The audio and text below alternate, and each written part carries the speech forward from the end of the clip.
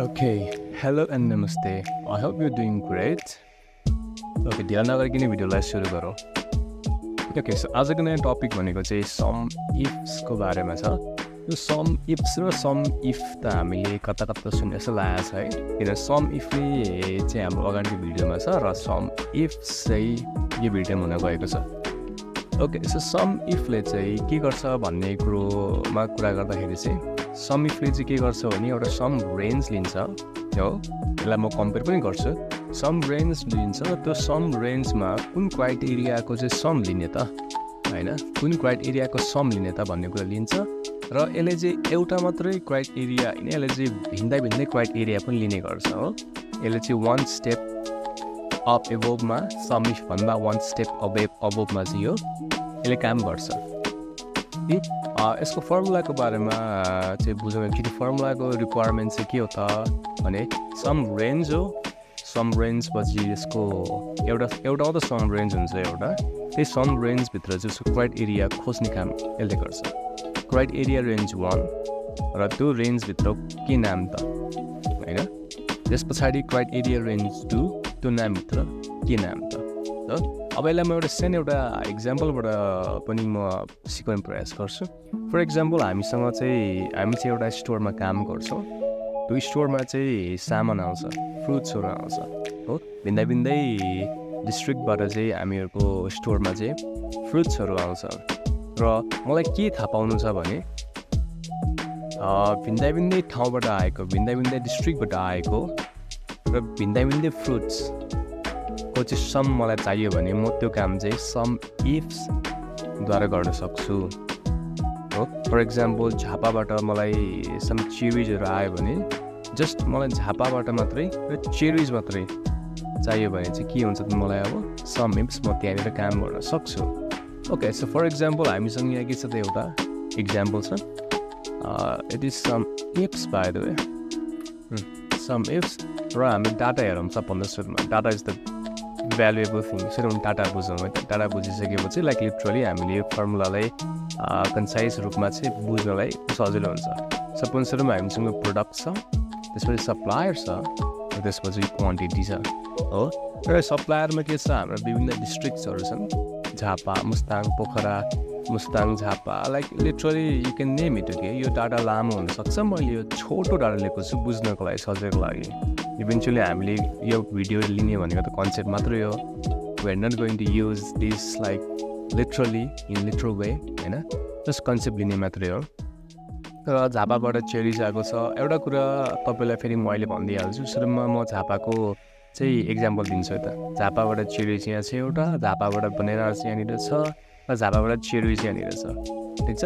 अब हाम्रो सम इफले के गर्थ्यो त, क्राइटेरिया चाहिँ 3-4टा क्राइटेरियाहरू चाहिँ हामीले एड गर्न सक्छौँ यसमा. होइन त अब मलाई झापाबाट जस्ट चेरिजबाट चाहिएको छ हो. फ्रम झापा ओन्ली निड चेरिजको सम भनेपछि यो झापाको जुन बनेना छ त्यो मलाई चाहिएन अहिले सममा होइन, त्यो मलाई चाहिएन. त्यसको सम 250 हट्नु पऱ्यो र मलाई के चाहियो त 200 र 330 मलाई चाहियो. ठिक छ. So how can you do that one होइन. अब अघिल्लो भिडियोमा तपाईँलाई मैले एडभान्स रिफरेन्स पनि मैले सिकाएको थिएँ हजुरलाई, भेरिएबल रिप्लेसिङ. त्यसले के गर्थ्यो भने यो बक्साको कोठालाई चाहिँ रिप्लेस गरिदिन्थ्यो हो. बक्साको कोठा रिप्लेस गरिदिन्थ्यो र त्यही हिसाबले उसको ठाउँमा चाहिँ एप्पल्स राखिदिन्थ्यो. अब त्यो हेर्नु भएको छैन भने एकचोटि गएर हेर्नु होला, किनभने यो त लास्टमा छ योभन्दा अगाडिको भिडियोमा, सम इफको भिडियोमा है. ओके, सो एलिमेटो ओके इक्वल्स टु हामी डाप्छौँ फङ्सनमा जानको लागि. त्यसपछि सम इफ्स यो गर्छौँ. सरी, सम F2 दाप्नुभयो भने किबोर्डबाट तपाईँलाई सर्टकट रूपमा डबल क्लिक पाउनुहुन्छ. ब्राकेट. अब रेन्ज, हामी त रेन्ज भनेको त एउटै मात्र हुन्छ होइन. सो रेन्जलाई हामी यो सिलेक्ट गरौँ. यो रेन्ज भनेको फेरि तपाईँको सम रेन्ज हो है, किनभने तपाईँको सरी यहाँ अलिकति मिस्टेक भइरहेछ. सम इफ होइन, सम इफ्स हो र अनि ब्राकेट हो. र अगाडि तपाईँ देख्न सक्नुहुन्छ त्यहाँ ब्राकेटमा सम रेन्ज भनेर आउँछ. सम रेन्जमा तपाईँले सम रेन्ज दिनुहोस्. यो हो मेरो डाटा, सम भएको डाटा यही हो. त्यसपछि कमा दिनुहोस्. अब क्राइटेरिया छुट्याउनुहोस्। सबभन्दा सुरुमा त के छ हाम्रो प्रोडक्ट चाहिएको छ मलाई। जस्तै यहाँनिर प्रोडक्ट छ, म प्रोडक्ट नै सेलेक्ट गर्छु। प्रोडक्टबाट चाहिँ मलाई के चाहिएको छ त एप्पल्स चाहिएको छ। म प्रोडक्टको रेन्ज सेलेक्ट गरेँ, त्यसपछि मैले कमा दिएँ। त्यसपछि त्यहाँभित्रबाट मलाई के चाहिँ सम चाहिएको छ हो, के सम चाहिएको छ भन्नु चाहिँ मलाई एप्पल चाहिएको छ अथवा चेरी चाहिएको छ। यसको अलावा त मैले एउटा कोठा एउटा भेरिएबल गरिदिएँ भने फर इक्जाम्पल यो बक्सालाई लिनु रेफरेन्स है, यो बक्सा लिन जे छ त्यही डाटा चाहिँ यहाँ हालिदिनु। मैले त्यहाँ क्लिक गरिदिएँ। अब यहाँदेखि त यहाँसम्म एउटा क्राइटेरिया भयो हो, तर मलाई के चाहिएको छ चेरिज मात्र होइन, मलाई चाहिँ के चाहिएको छ कुन डिस्ट्रिक्टबाट चाहिँ पर्टिकुलर यही डिस्ट्रिक्टबाट चाहिँ चेरीहरू आएको हो, पर्टिकुलर यही डिस्ट्रिक्टबाट चाहिँ मलाई बनानाजहरू आएको चाहिएको छ। त्यो त सम इफले गर्न सक्दैन थियो, तर सम इफ्सले गर्न सक्छ। ओके, अब हाम्रो नेक्स्ट कमा दिएपछि we can just add a new range. अब यो सप्लायरबाट पनि हामीले अब डाटा फिल्टर गर्नु पऱ्यो हो। यो डाटा लिने सेम कमा दिने, डाटा कहाँनिर छ हाम्रो पोखरामा क्लिक हानिदिने अनि ब्र्याकेट क्लोज गरिदिने। सो अब यस्ता थुप्रै रेन्जहरू अझ थप्न पनि मिल्छ सम इफ्समा चाहिँ। You can literally go on forever. अझ थपेर पनि हामीले अझ अर्को कोडमा थप्न मिल्छ यदि हामीसँग छ भने। तर हाम्रो अहिलेको डेटा सेटमा चाहिँ यति मात्रै छ। इन्ट्रो हानिदिउँ 290। सो लेट्स चेक है त। पोखराबाट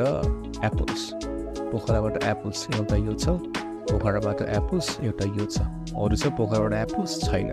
सो लेट्स सम अप। यहाँ के छ हाम्रो 100 200 ठ्याक्कै 290 देखाइदिन्छ। अब हामीले एडभान्स रिफ्रेन्सिङ गरेको छौँ भनेपछि you can easily type in the values and you can get the result. For example let's say यसको नाम झापाबाट एप्पल्स छ त